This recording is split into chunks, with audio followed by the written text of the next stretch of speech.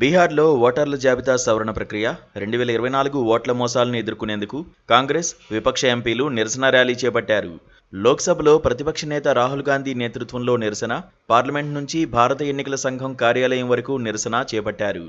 ఆందోళన సాగుతున్నప్పటికీ పోలీస్ బలగాలు ముందు జాగ్రత్తగా పలువురు నాయకులను అదుపులోకి తీసుకున్నారు. ఓట్ల చోరీ ఆరోపణల నేపథ్యంలో దేశ రాజకీయ వాతావరణం మరింత వేడెక్కుతోంది.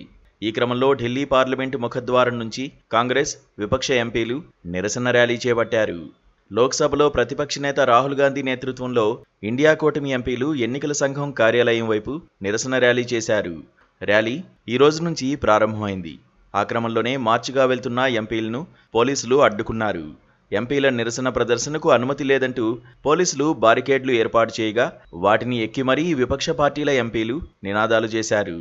బీహార్లో ఓటర్ల జాబితా సవరణ ప్రక్రియ 2024 ఓట్ల మోసాలను ఎదుర్కొనేందుకు వీరు పార్లమెంట్ నుంచి భారత ఎన్నికల సంఘం కార్యాలయం వరకు నిరసన చేపట్టారు.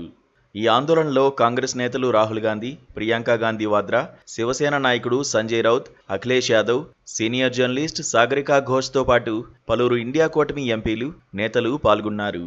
ఓటర్ల జాబితా సవరణలు, ఓట్ల చోరీ అంశాలు ప్రజాస్వామ్యాన్ని దెబ్బతీసే విధంగా ఉన్నాయని అభిప్రాయపడ్డారు. అయితే ఈ నిరసన మధ్యలోనే పోలీసులు వారిని అడ్డుకున్నారు. ఆందోళన సాగుతున్నప్పటికీ పోలీసు బలగాలు ముందు జాగ్రత్తగా పలువురు నాయకులను అదుపులోకి తీసుకుని బస్సులోకి ఎక్కించారు. ఇందులో రాహుల్ గాంధీ, ప్రియాంక, సంజయ్ రౌత్, సాగరికా ఘోష్ వంటి ప్రముఖులు కూడా ఉన్నారు. ఇండియా కూటమి వాదన ప్రకారం బీహార్లో ఓటర్ల జాబితా సవరణ పేరుతో లక్షలాది అసలైన ఓటర్లను జాబితా నుంచి తొలగిస్తున్నారని, ఈ ఓట్ల మోసం వల్ల ప్రజాస్వామ్యం ప్రమాదంలో పడుతోందని హెచ్చరిస్తున్నారు. Please subscribe to KTV Telugu. KTV Telugu. KTV Telugu channel.